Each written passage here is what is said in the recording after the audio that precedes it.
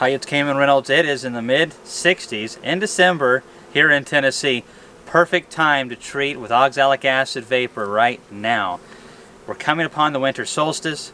The day length is about as short as it's almost going to be for the entire year. We're going to start treating these colonies with oxalic acid vapor and getting those mites while the getting is good.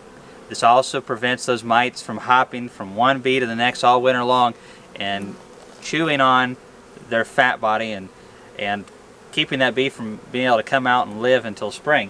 Alright, so first thing I want to do is, Laurel and I typically are both doing this at the same time. She's got one of these masks as well. And I go to the colonies, or she'll go, and we'll just go through and smoke them lightly, just one time, just kind of shoot the guard bees in, if it's this warm and the bees are this active. There's a couple things that can happen that are kind of bizarre with oxalic acid vapor. I want to address those here in a little bit. I've used a different mask to protect myself in the past. These are supposed to be the best because they have a carbon filter in there as well. You can get these pretty inexpensively. I'm going to leave a link in the description, and I'm going to leave a link in the comments below, pinned at the top. But they do a good job protecting you. Bees don't breathe like we do, so it's not hurting the bees to shoot this in there, but it is getting those mites good. I'm going to want a towel like this, and we got the Easy Vat Pro over here. I know someone's going to ask me this question: where do you get one of these? John Oliver is taking a break on orders until the first of the year, but he will eventually get around to that. There's some other suppliers out there as well, but right now he's need to catch up. So I've got all kinds of these rubber tops, or silicone, or whatever they are. Teflon, I can't remember the name of it. It always happens in the middle of a video. But I've got this one full of oxalic acid crystals.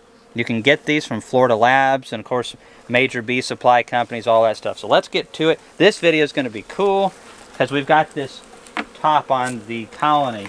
So let's look down and see what's going to happen. So you can see the bees down in there. And we're going to watch the oxalic acid do its job. And so we've got 8 frames and a frame feeder in there. And we're going to put this in there to block the fumes in. You got to be careful doing that in summer. We'll talk about that more in a little bit. Alright. Well, I got to get my mask on. There it goes.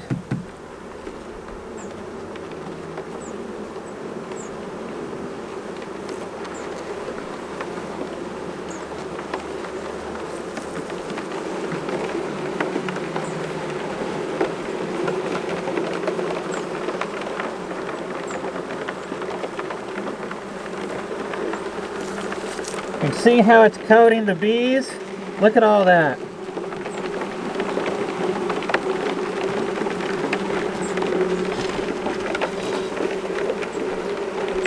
We're going to take this towel, just kind of pack that in.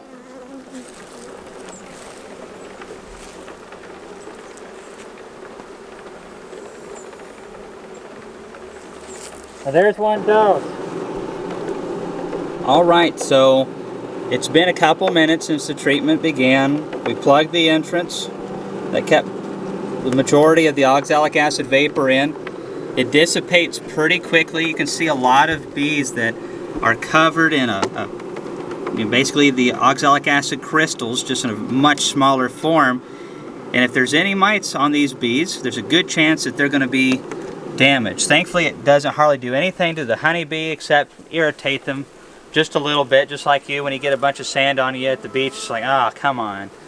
But I've used this a bunch. I've never seen any ill effects doing it like this. Now, one of the things you got to watch out for is when you're plugging the entrances like that, it works pretty good. We're in the shade and it's 60 degrees. But if you do this and it's like 90-something degrees out, and it's really not that useful in my opinion when there's a lot of brood in the hive anyways, this treatment. But if you do it on those hot days and they can't get good ventilation and it's hot like that, you can overheat your bees in a very short order. And even if you don't overheat and kill them, you can raise the temps in there to where it could damage some of the brood. And maybe you don't even do it to that degree, but some people have asked about this kind of what they think is a phenomenon, but basically you're getting it too hot and too ventilated, and you pull this thing out, and between adding all of that hot vapor in there, the bees are hot anyways, and they can't get any ventilation. Whenever you pop this, they just come pouring out of the hive because they're desperate to cool it down. So if you see that when you're doing your treatments, that typically means that they got too hot. Now, sometimes you just have some really mean bees, and they're just coming out there to let you know how much they appreciate that nice crystal bath you gave them. And some people will notice how the bees are, flying up here and stuff, trying to get away and whatnot. Typically, you have a normal lid on, you're not observing it, there's no daylight, so they're not flying all around the hive, bonking their heads on a plastic top because they don't have it to do that on. But yeah, this is just the Easy Vat Pro. I like all the little lids here. I like adding just a little bit extra oxalic acid to be on the safe side. Make sure that you get a good grade of it. A lot of people like getting it from Florida Labs. You can get a big bag of it that'll last you a long time. This is the time of year to do it. Mites are exposed right now, and I like to do it twice. Always have, because this is the time of the year to get on top of it. Start afresh this time of the year when your bees come out of winter. Nice and clean, nice and strong, all that kind of stuff. And this is a very gentle treatment. This thing takes about 30 seconds to treat. I like it. I've got a ProVap 110. It works just as good. It has some better features with the ProVap 110. This has some nicer features. One of them is this nice insulated copper bowl. It's got this nice insulation right around here, which helps it stay hotter and get warmer quicker. So there's some advantages and disadvantages to both. This one, you can buy 3 of these in the amount of money that you could buy a ProVap. So that's a pretty big advantage. And John's pretty easy to work with when he's not just swamped with work. But he's a really nice guy.